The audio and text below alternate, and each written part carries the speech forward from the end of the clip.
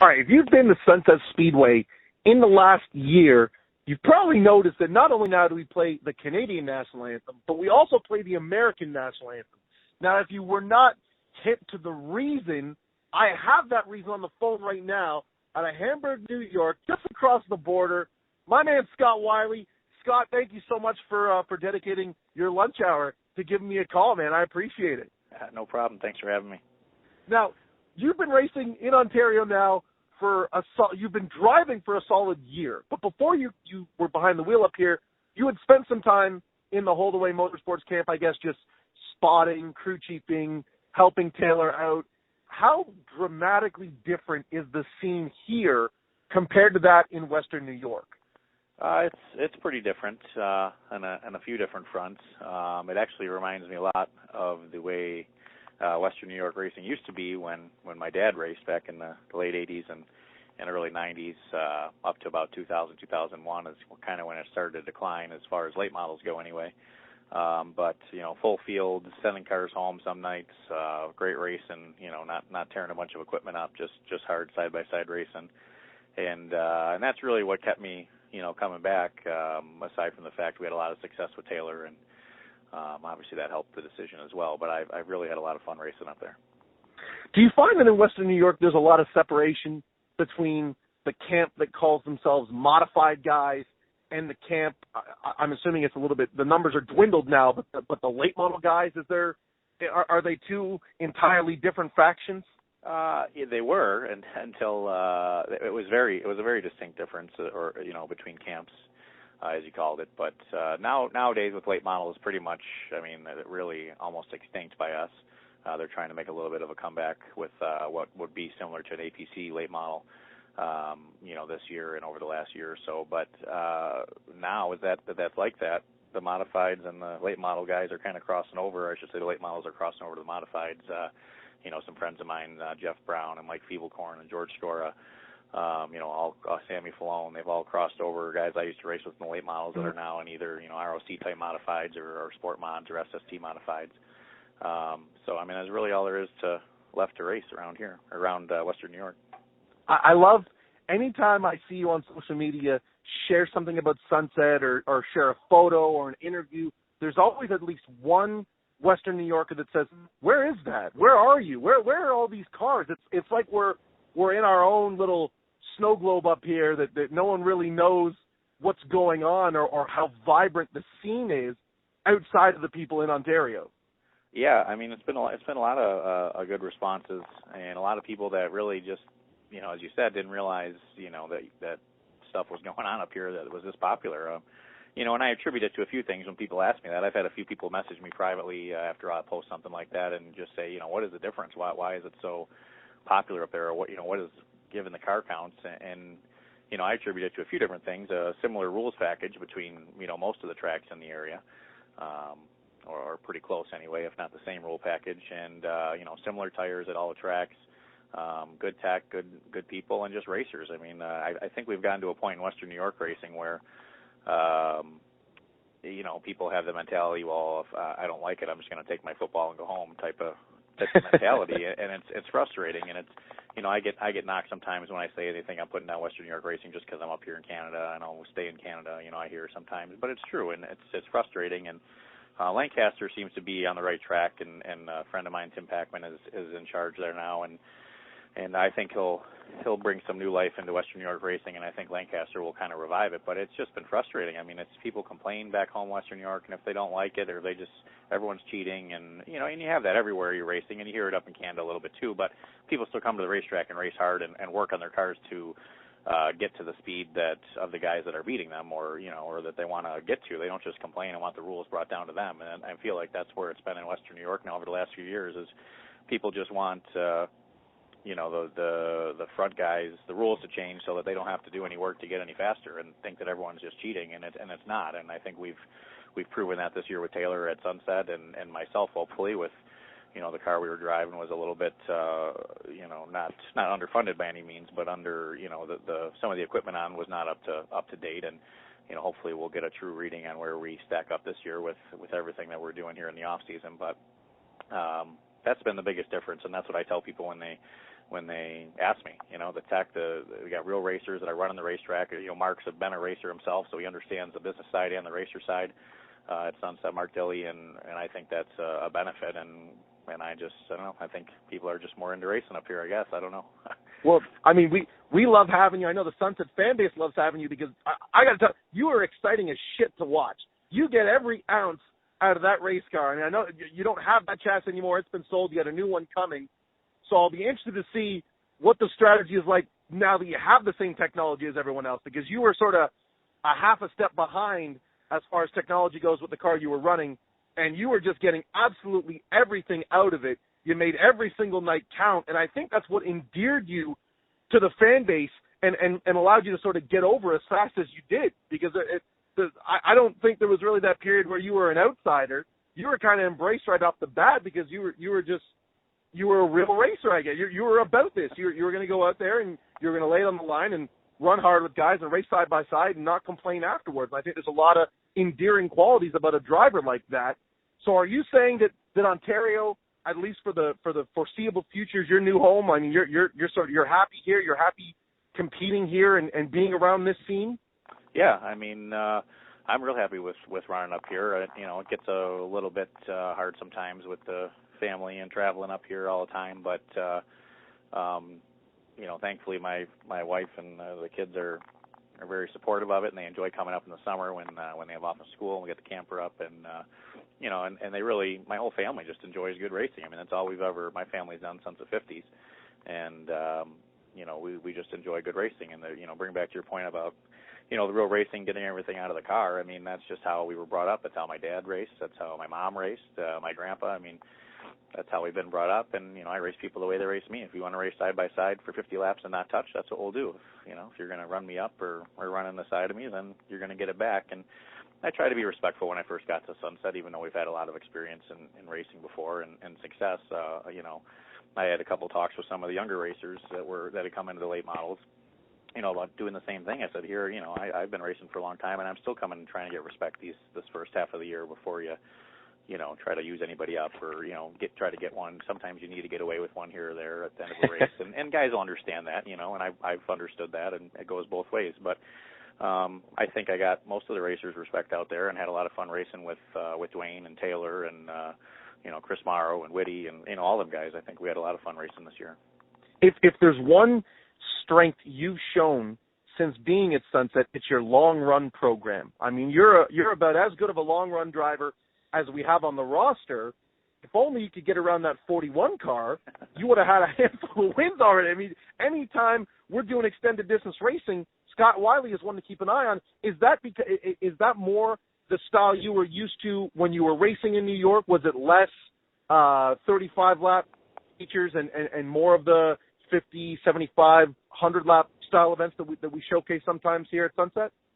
We had our share. I mean, I had a lot of the shorter races and the 30 and 40 lappers, coming up. But the first class that I started in was the Cup Lights, which is actually where I met Taylor, and 3/4 scale, Nextel Cup cars or Sprint Cup cars, whatever you want to call them these days. And they taught me a lot. You had to go to a lot of different tracks. We had some 100 lappers in there, and you had to save tires in that, and that was what I learned in. So, between that and the experience of my father and that being in my corner and kind of coaching me over the radio when I first started, and then we ran, Erie, we would always have a couple 100 lappers, 150 lappers at the end of the year, go down, into Pennsylvania and that and run 100 lappers down there. And you just have to learn how to, be tough.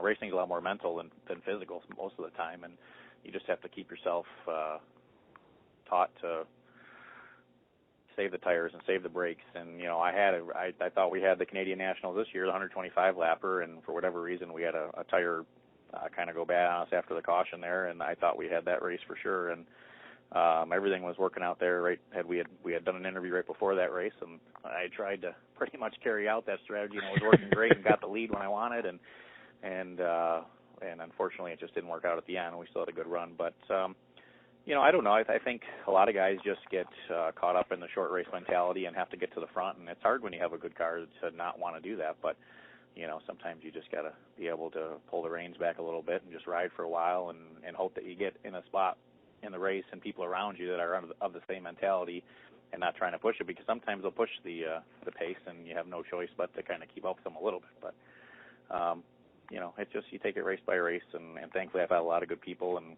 around me to teach me that, and a lot of good cars to drive to be able to save your equipment and still be there at the end.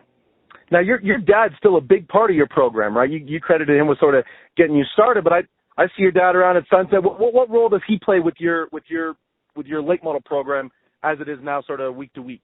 Oh yeah, he's still a huge part of it, of mine and my brother's racing program. It's a good mix with us. He spots for me all the time, which is he's a great spotter on the radio. He's able to bring that experience, as we talked about before. But it's a good mix with both of us, because he has the old the old style of setups and knowing why he just did stuff and it worked, and he did it from years of experience and knowing that it worked, and then I've been able to kind of bring a newer outlook on with some of the new technology, or be able to explain and work together with him on the engineering reason of why it does that. And then together we've just been able to further both programs, both mine and my brother's, and it's showing pretty good here in the last couple of years. Now, your brother runs the Big Ten Series, correct? Yes. Tell me a little bit about that. What is the Big Ten Superstock Series? How comparable is that to what we run in Ontario, and is there a chance of seeing a little bit of crossover there between New York Superstocks and Ontario Superstocks in the near future? Yeah, there definitely could be. The Big Ten Series was started by Joe Mancuso a few years back, and he kind of revived the Superstock Series by us. It was more of a Challenger Series and kind of a pure stock, as some of the tracks had, and the Superstocks had kind of gone away. But it's basically very similar to the Superstock chassis that are up at Sunset, or the Thunder cars as they're called up there. Especially now, the rules changes this year that they've made at Sunset are now it's very comparable to what the Big Ten is, except the big difference with the Big Ten is they have a little bit more motor, and they run a used late model 10-inch tire that they get usually from down near South Boston, ship them up, and then you just got to kind of pick through them and pick the good tires. And most of our tires we've always picked have still got the center line and the dots in them. We've never had an issue with the tires. They're awesome to run on. They're $150 for a whole set of tires, so it's very effective as far as the pocketbook goes. And you win, they're $600 to win. So my brother was able to, pay for his racing with his winnings for pretty much the whole year once we got rolling. And I think that's why the class is surviving. There's another similar class to the New York State Series that's Superstock Series. It's up by us, which are very similar rules. Unfortunately, they have different opinions on what tires to run, so they have two different classes, but essentially the same rules package other than the tires, and we run a little bit in that too. But very comparable, and you may see Jake may come up for the Spring Velocity possibly. We're working on to try and work that out to get him up there. See, that sounds awesome. I like it. We need more of this. I would love to see more New Yorkers come up and race in Ontario, because there's so many big events up here that I think they could really get on board with. My Western New York racing knowledge is probably not as diverse as I would like it to be. I've been to a few U.S. Opens, though, and the U.S. Open, there's a lot of velocity vibes in there. When I go over to Lancaster, I think there's quite a few parallels between the two. Yeah, absolutely. They're very, very similar weekends, and unfortunately, the fall one always seems to be on the same weekend here for the last couple of years, so we're not able to run both. But that's why the Spring Velocity works out up in Ontario at Sunset, being May 21st, May 22nd, I believe. I think that Jake will be able to come up, and I've tried to talk to a couple more competitors to get him up. I know we're building another car right now for Mike Brantel, who is on our crew, and once that car is done, he wants to bring it up as well. So we'll have at least two up there here and there. But hopefully if Jake comes up or a couple guys come up and run fairly well, or they should have. I don't see why they wouldn't have good things to say about it, because there's certainly plenty of good things to say about Sunset. But hopefully we'll get some more cars up there once they relay the word back, and we can work out a couple maybe crossover races or work something out. I know the Big Ten's always looking for somewhere to go. It's just unfortunately the border can play a part in why some people don't come across. Here's the perception, or some people just can't come across, whether for whatever reasons. But but I've never had an issue with the border. I've been coming over for almost a year and a half now, and I haven't ever been checked once. So we haven't had any issues, but hopefully some more guys will come across, both ways. I know I talked to Caden Lastovich a little bit and them guys, and they were thinking about maybe coming down for a couple of Big Ten races here and there as well. So hopefully we can get it going both ways. That would be fantastic, and them being in Grimsby, it would be a relatively short haul. So you might have something here. You might be opening up a bit of an exchange program, which I think would benefit everybody. Now, when you were running Taylor's, I guess for lack of a term, backup car, was that car still based out of your shop in New York, or was it based out of Aurelia, where Taylor's equipment is? That was based out of Aurelia. We brought it home one weekend when we were struggling with it for a couple of weeks there. And brought it home just because, Taylor's, they have a business in Holdaway Automotive there, and, they get busy, and obviously Taylor's car is the main focus there, was to try and win in the championship last year, and then, ended up turning into the NASCAR, national points deal and trying to focus on that. So, we did what we could up there.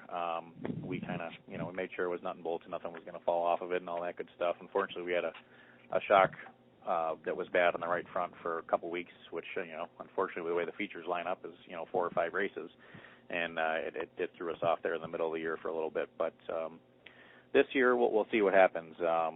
Unfortunately, the tire soaking not being allowed this year, I think will free up a lot more time for us anyway to do other stuff, because it was very time consuming, and although we were pretty damn good at it, I would say I'm glad that we're not doing it, because it's just, it's not healthy. It takes away time to do other stuff, and I think you'll see. I don't think it's going to hurt the racing very much this year. I think you'll have some weeks where guys are off just because of the tire strategy, and when these tires seem to go away, they go away quick.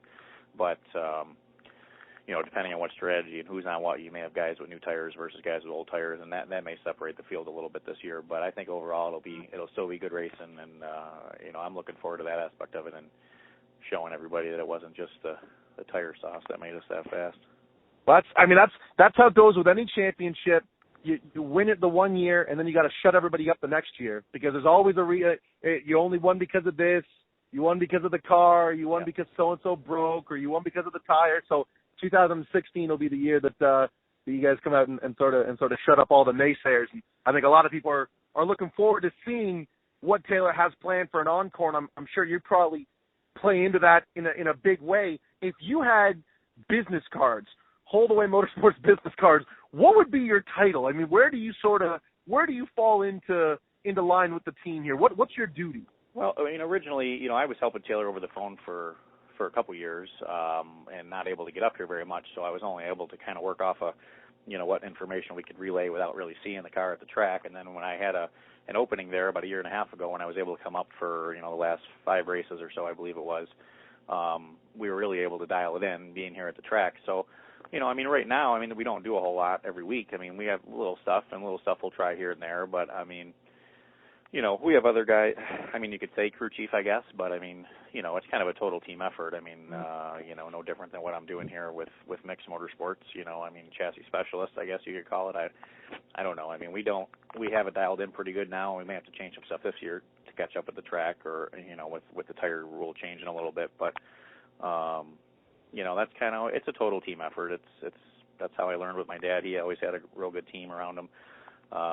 And a bunch of different guys that you could call crew chief or whatever. But, Taylor and I usually confer together, and he's got a couple other good guys, and Chris and Craig and, his father and my dad, my brother, when we're up, and we all just kind of work together. Ron Mace helps a little bit here and there when he's at the track. So, everyone just kind of confers and comes up with the best decision. But, I think ultimately Taylor and I probably usually have the last word as far as what we do setup-wise, and we appear to be working pretty good together and have each other's lingo down for what means what when we say, loose or tight or how much. So I guess you could call it crew chief, but I think it's a little bit more, everyone plays a little bit of the role over there.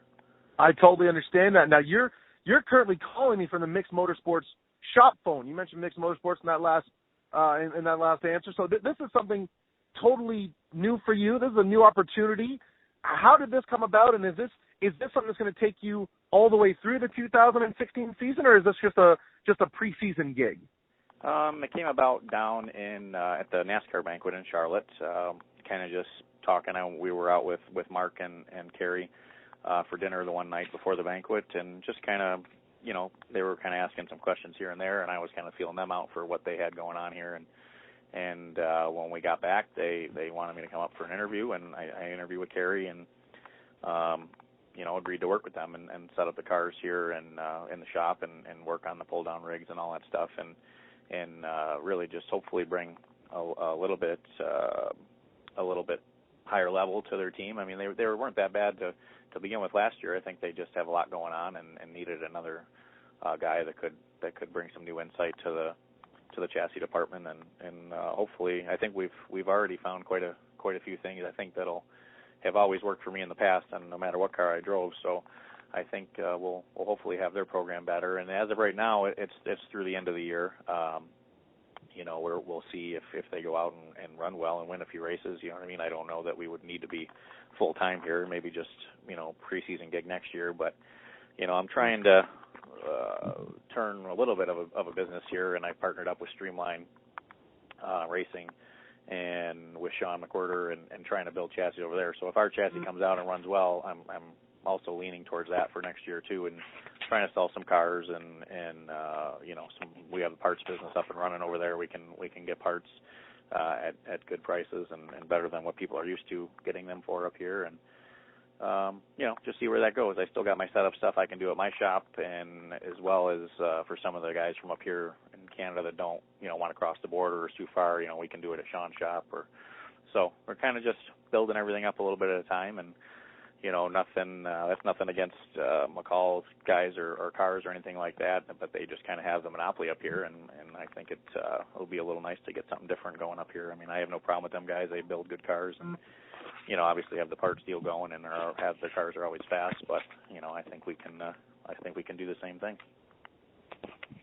Free enterprise is good for everybody, and if there's another game in town, people might see Mike McCall and the boys sharpen the pencil a little bit, and it might actually make their equipment better, and it might benefit everybody to have a little bit of competition. So your new deal with Streamline, does that envelop what Wylie Performance was, or are you sort of still existing as your own entity as well? Yeah, I mean, I still have my own as well, but we may bring it in as a subsidiary company or whatever you want to, if you want to put a professional term on it, or a division of Streamline. I'm just kind of partnering up with him because I think it can make both of us better, and it makes more sense and can bring more business, I think, to both of us teaming up than staying separate. So I still have Wylie Performance Racing back in the States that will still be working with people down there and some local guys, and I can still do stuff on my own if they would prefer to work with with just us and come across the border. But I'm trying to steer people towards working at Shaun's and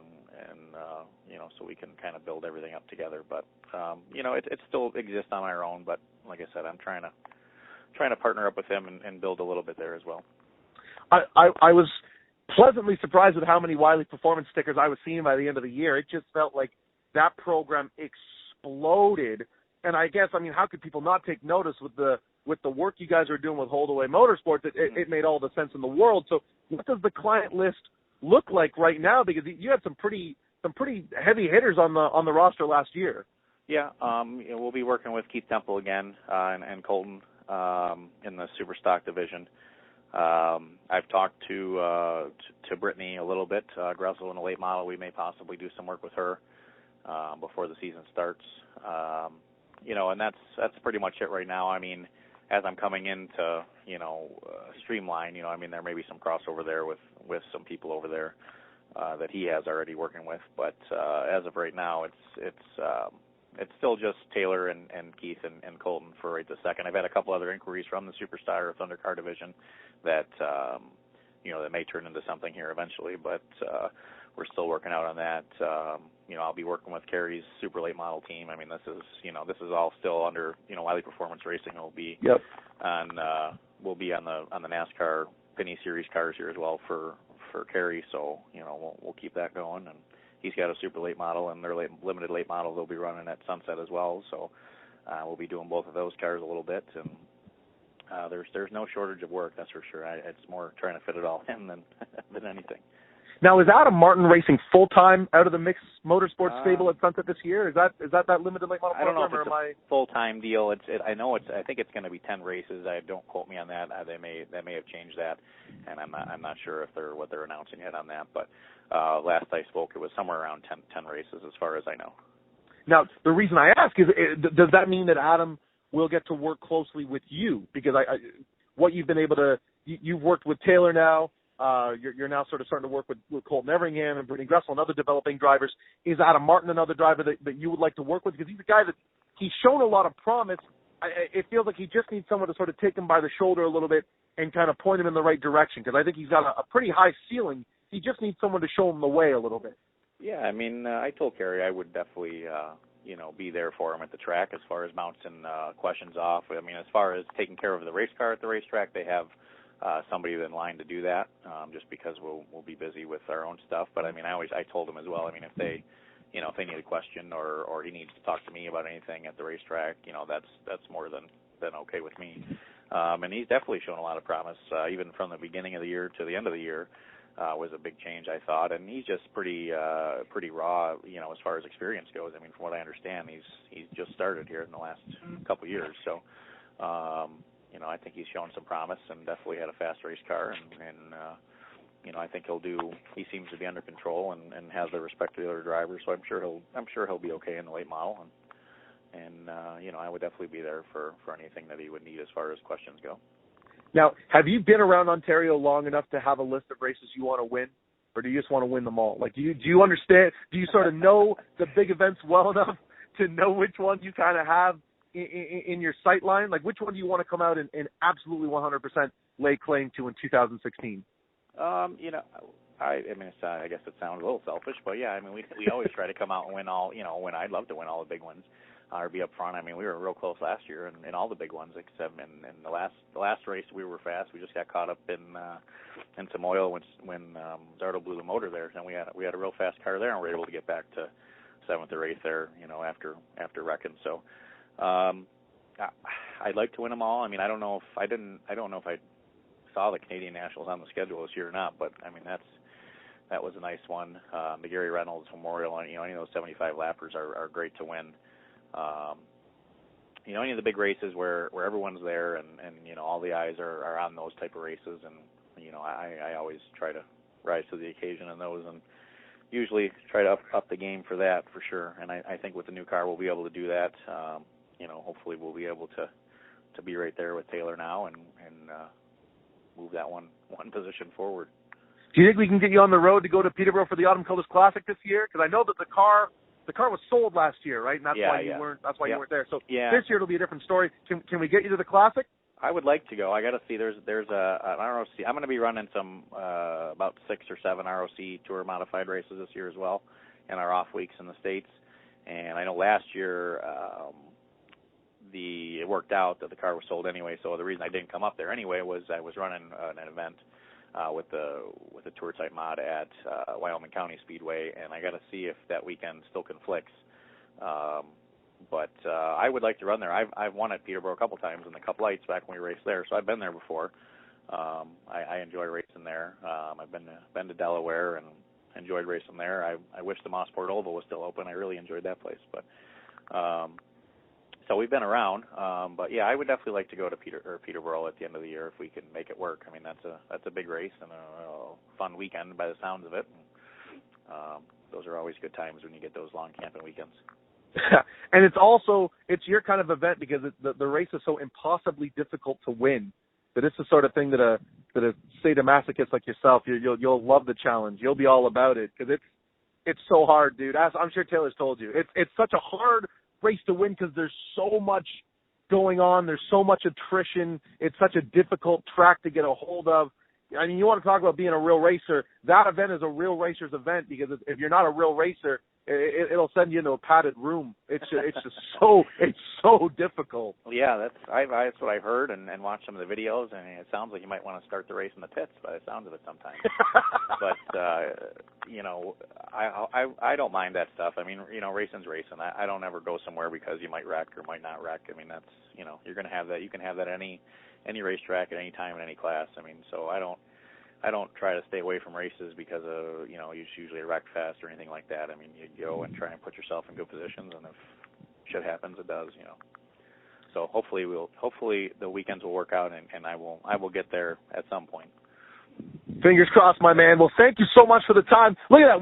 We talked for 30 minutes and haven't even really got into a 2016 breakdown. So that's what we'll do at Motorama this weekend. We'll sit down. We'll get you on camera. We're going to have you as part of the late model panel as well. So we'll chat all about the new car, come back to Sunset, and what you have planned. But I appreciate you spending your lunch hour with me, and I appreciate the comparisons between Western New York and Ontario, because I always sort of wondered how close those two scenes were. And we'll see you this weekend at Motorama, and we'll see you full-time at Sunset in 2016, my friend. All right. Thanks, Spencer. Thank you for having me. There you have it, folks. The American Dream, Scott Wylie, getting ready for the 2016 season.